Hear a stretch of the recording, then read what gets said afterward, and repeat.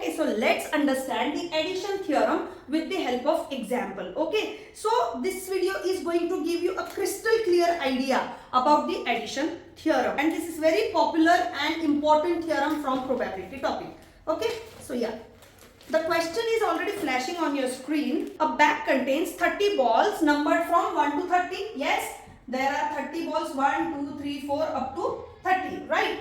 And one ball is drawn at random, only one ball is drawn. So yes, such examples are comparatively easy, right? Where you don't have to really use combination and everything. Correct? Because it's just about one ball. Okay, find the probability. Okay, there are some probabilities you need to find out. First and second I am going to do for you, and third one you have to do it for me. Okay, so yeah, find the probability that multiple of 5 or 7. Okay, so first what they are saying, it has to be multiple of 5 or 7. And what's the second they are asking? Multiple of 4 or 6. Okay, multiple of 4 or 6. Okay, we will see both the cases, right? Let's start doing it. So say event A, for example, is ball needs to be what? Multiple of 5. Okay, I am not really going to write down all the details, but yes, we are focusing on the concept here. So event A says that a ball needs to be the selected one ball that needs to be multiple of 5, and event B says that it has to be multiple of 7. Okay, what is going to be your set A? Favorable outcomes of set A should be multiple of 5 in the range of 1 to 30, right? It is going to be what? 5, 10, 15, 20, 25 and 30. Yes, 30 is also included, correct? What is going to be the outcome of B? What are the outcomes? Needs to be multiple of 7. 7 दूने 14, 7 3 21, 7 4 28. Yes, these 4 outcomes. Yes. So these two sets will give you what? N respective numbers, N of A and N of B. Yes. What is N of A? 1, 2, 3, 4, 5, 6. 6 numbers are there, or 6 outcomes. Correct. N of what is N of B? 4. Yes. So 4 outcomes out of event B. Correct. Easy up to this, right? What is going to be N of S? Very easy. N of S is going to be what? 30. Because you are selecting just one ball. When you are selecting one ball from these 30 balls, there are how many possibilities? 30 possibilities. Now, we have to find out the probability of the event, which says that it has to be A or B. Correct?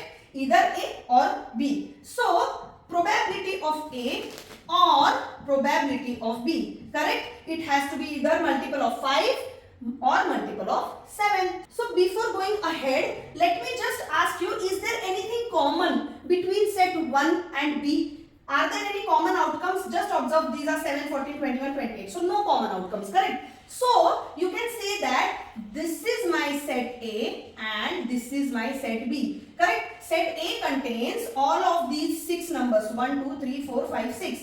Correct?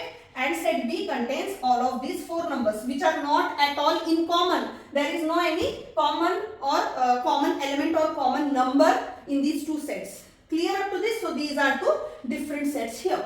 Now when I start solving this, find out the PA. PA is very easy. N of A divided by N of S. You already know everything. N of A is 6 divided by total outcomes 30. Or for set B, for this event B, how many outcomes are there? 4 favorable outcomes divided by again 30, right? So this is going to be what? 10 by 30, which is nothing but 1 by 3. Easy? You would say yes, very easy. What's so difficult, and what is about the addition theorem?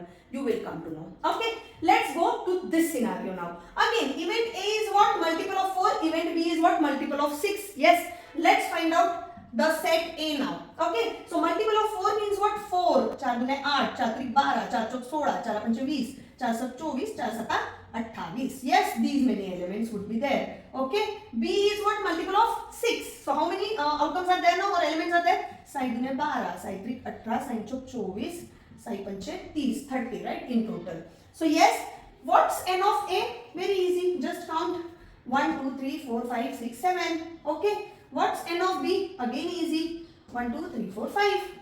Easy up to this. Now again tell me this thing, that is there anything common, or is there any common outcome from these two sets, set A and B? Do you see anything common? Yes, you see 12 here, you see 24 here. Yes, so these two elements are common, right? So when I draw something like this, which is known as Venn diagram, for such scenario, see now, this is set A. Yes, set A means what? These numbers which are multiple of 4. Now when I draw set B, can I draw it completely different than A? No, because common elements also, right? This is your set B, and those two common elements which are 12 and 24 would come here because those are part of both the events. You understand this point clearly, right? So when you are doing the final probability of such event, and you would say I would apply the same formula. Go ahead and see what happens. See, it is P of A or P of B, correct? But then, now tell me, when you are taking this probability of this event A, right? So, you are covering this circle, correct? This circle is done now, okay? Now, when you are doing probability of event B, so you are covering this circle, right? This part is done now. Do you see that this part, this particular part is covered 2 times, right? Repeatedly. While calculating P of A also that is considered, while calculating P of B also it is considered, right? So this is double, and you have to consider it only once. Obviously, why to have it 2 times, correct? It will give you the wrong answer, and that is the reason we would subtract this common region 1 time only, because we have to consider it 1 time only, right? So we are subtracting what? This common region of A, B, right? So intersection basically, correct? This is the intersection of 2 events, right? This is going to give you the actual outcome or answer for your question. So now what is P of A? Now this thing is very easy. P of A is 7, total outcomes 30. P of B is 5, total outcomes 30. Now this minus part. Intersection of A and B. So what is the intersection? Means what are the common elements? Number of common elements between A and B basically. How many are there? 2. Yes. So 2 divided by 30 again. This is going to give you the final answer as 10 by 30. So again 1 by 3. Then do you see the difference between the two? Here when there is no any common element, so those such events are known as mutually exclusive events. We have already seen this, correct? When these two are totally different sets and there is nothing in common in those two sets, that is your mutually exclusive. So in case of mutually exclusive, obviously this part is going to be 0, correct? Because there is nothing in common and you are taking that common number here, correct? So how many common elements are there? That you need to take here. If there is nothing in common, that is automatically going to be 0. So 0 by 30 is going to be 0 only in this case, and that is why this formula is limited up to this, okay? And that is why this formula works in case of mutually exclusive event, and when your events are not mutually exclusive, this is your formula for that, okay? Now you would say, how is it related with addition theorem still, right? See, now you already have done the addition theorem here, okay? I'll tell you. What you did here is nothing but when you are asked to find out the probability of 2 events, okay, and you are given or A or B, correct? You were given like that only. It has to be multiple of 4 or 6. So these are 2 different events A and B, and they are asking you or. Addition theorem is always for or. Equals to, correct? What's the formula? This formula, correct? We are going to write down the generalized formula here. So that is nothing but P of A and B, correct? You are taking, you are subtracting this what? Common region 1 time, correct? So this is nothing but P of A and B. Clear up to this? Now, how the or is indicated? Or means what? Or is union, correct? You are saying that this has to be from this set or this set. Any set is going to work for you. So this is nothing but what? Union. Yes.